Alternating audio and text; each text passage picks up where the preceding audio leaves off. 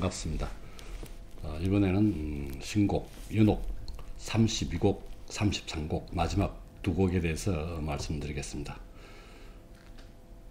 서해 문집에서 나온 한원근 선생님 책을 중심으로 하고 열린 책들에서 나온 김운찬 선생님 책을 참고로 해서 말씀드리겠습니다.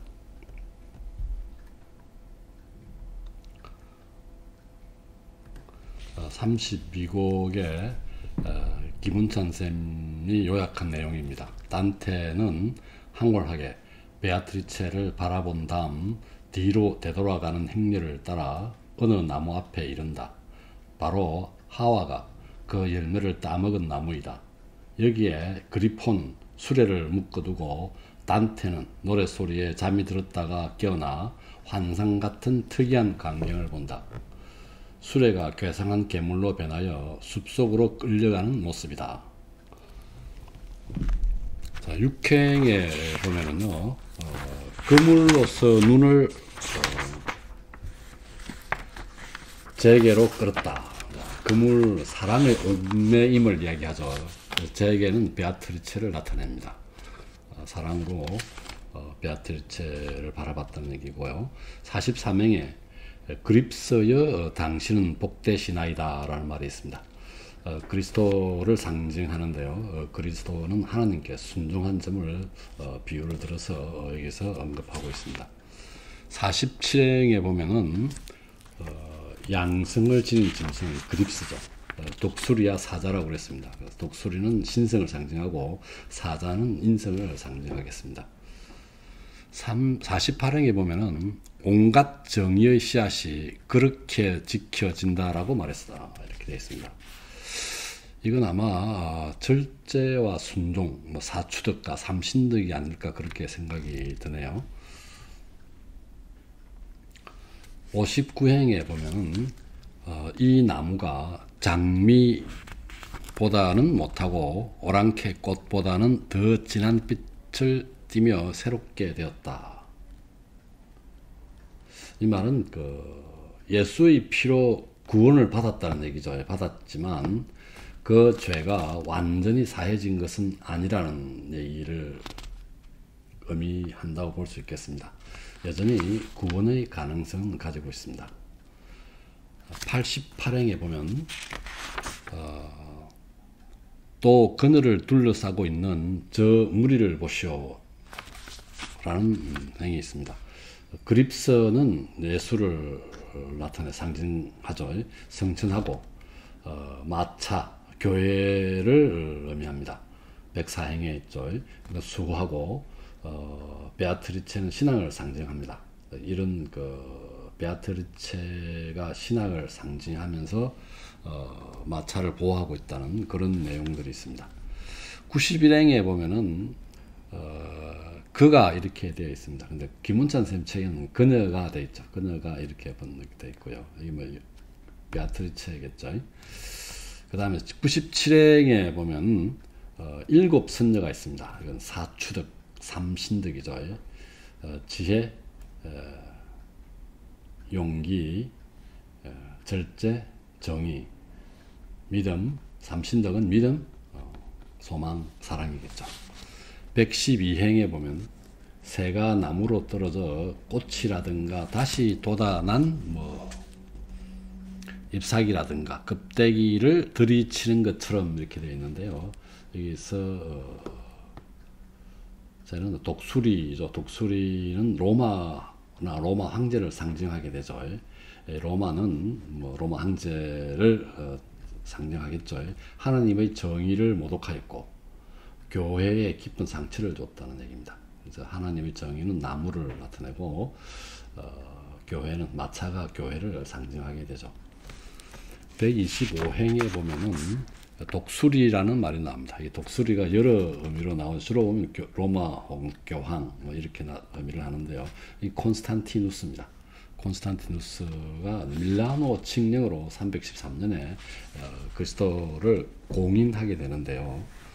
이 얘기입니다. 그래서 이게 보면은 독수리가 마차의 궤 안으로 날아 내려와 제 깃털을 거기다 뽑아 놓은 것을 보았다. 이때 그 콘스탄티누스가 그리스도를 공인하면서 교회에 많은 땅을 바쳐서 교회를 타락시켰다라고 단테가 생각하는 것이죠. 뭐 좋은 의도였지만 결과적으로 타락시켰다라고 얘기를 하는데, 이때까지만 해도 단테는 이렇게 믿고 있었다고 합니다. 나중에 15세기에 이것은 사실무근으로 밝혀집니다. 131행에 보면 용이 있습니다. 용. 사탄을 의미하죠. 혹은 내부의 분열을 나타냅니다. 그래서 또 무하마드가 이슬람교를 확산시킨 것을 의미하기도 하고요. 어쨌든 이후에 교회는 빠르게 부패하고 있다는 것이 뒤에 계속 언급되고 있습니다. 144행에 보면 굴대 위에 셋, 그리고 네 구석마다 하나씩이었다.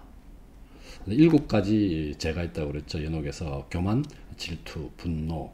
이것은 자신과 이웃에 해를 주기 때문에 불이 2개고요. 그 다음에 인색과 애욕, 탐욕, 게으름은 자신에 대한 죄라서 불이 하나입니다. 그래서 7개가 되겠죠.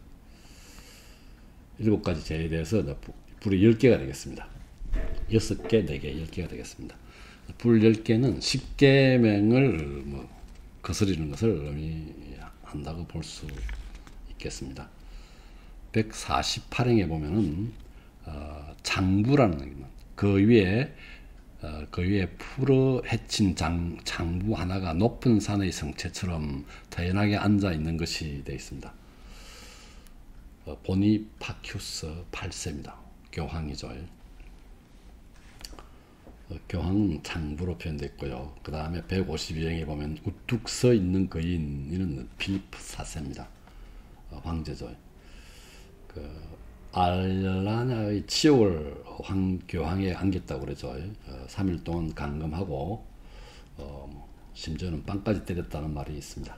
그래서 연옥 29개 보면은 85행, 87행에 이에 대한 언급이 있고요. 김문찬 쌤 각주에 보면은 자세히 설명이 되어 있습니다. 158행에 보면 그는 괴물을 풀어서 숲속으로 들어갔다. 다음 교황이 프랑스 출신의 클레멘스 5세입니다. 이 사람이 교황되면서 교황청을 아비뇽으로 옮기게 되죠. 아비뇽 유수를 얘기합니다.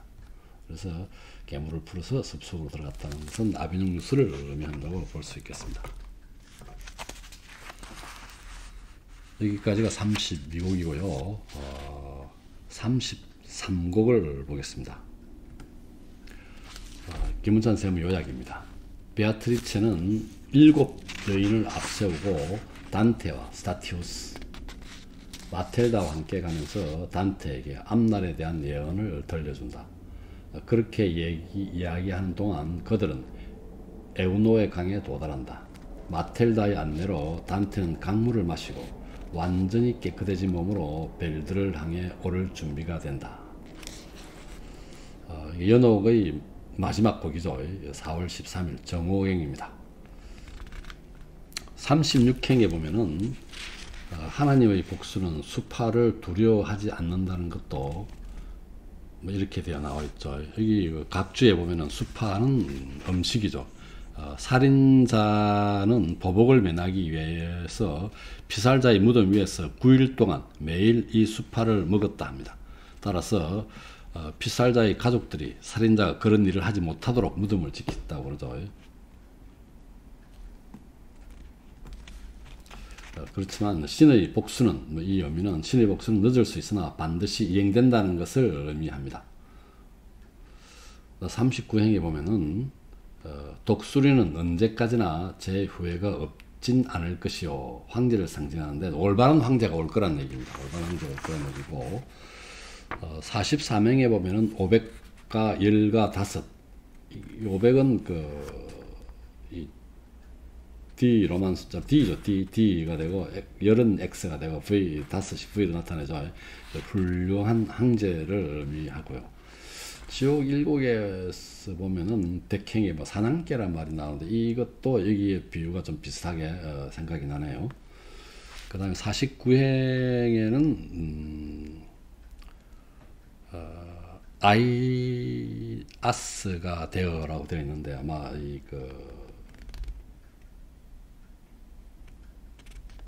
이 스핑크스의 그 수수께끼를 푼 사람은 라이오스의 아들 오이디푸스인데 단테가 아마 변신 이야기가 잘못된 부분을 그대로 착각하고 있다고 얘기하고 있죠. 그 다음 56행에 보면 두 번이나 벗겨진 나무를 그대가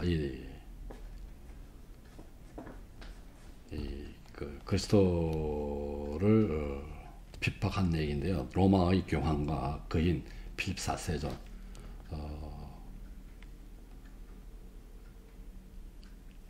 황제가 되겠죠. 그래서 두 번이란 말이 나왔고요. 그 다음에 5,000년 이상 62행입니다. 아담이 림보에서 그리스도의 재림을 기다린 게 시간이 이렇다는 얘기고요. 그 다음에 65행에 보면은 이 나무가 64행이죠. 이 나무가 더 높이 솟아오르면서 끄트머리가 구부러진 것이 특별한 이유가 있어. 김은찬 선생님은 이게 뒤집혀졌다고 그러는데 그러한 것을 모른다면 그대의 재능이 자고 있기 때문이요. 구부러져 있다는 것은 어떤 의미일까요? 이건 좀 생각해 볼 필요가 있겠습니다. 68행에서 69행입니다. 엘사의 물이 되지 못하고 또 오디 열매에게 기쁨을 주었던 피라모스가 되지 못하면 이렇게 되어 있습니다. 엘사는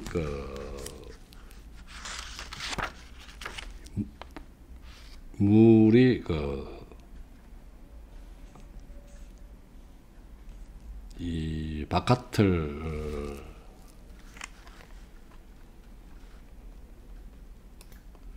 잘 못 보게 하죠. 그래서 물 속에 잠긴 물체의 그 부분을 단단하게 석화시키기 때문에 뭐 이런 얘기입니다. 그래서 잘 못 본다는 얘기인데요. 이걸 김운찬 선생님은 이렇게 번역하셨네요. 헛된 생각들이 엘사의 물처럼 그대의 마음을 가두지 않고 오디를 물들인 피라모스처럼 그 쾌락이 그대의 마음을 적시지 않는다면, 그 얘기는 헛된 생각들의 쾌락이 단테의 마음을 흐리지 않게 한다면, 흐리게 하지 않는다면 이런 뜻이 되겠습니다. 71행에 보면은 하나님의 정의가 인류적인 의미에서 볼 때 이 금단의 나무 속에 있음을 알 것이요.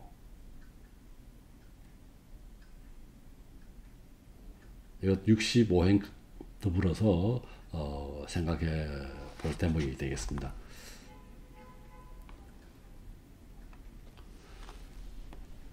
88행에 보면 그대들의 길이 한계를 넘고 마른 하늘이 땅으로부터 떨어져 있는 만큼 하나님의 길로부터 떨어져 있음을 보이기 위함이요. 속세의 그 학문이 신학과 많이 동떨어져 있다는 얘기를 하고 있죠. 112행에 보면 유프라테스와 티그리스가 언급되고 있는데, 이것은 그 에덴 동상에 흐르는 네 강 중 두 개인, 즉 여기서는 레테강과 에우노의 강입니다. 저의 기억을 씻어주는 레테강과 선행의 기억력을 높여주는 에우노의 강입니다.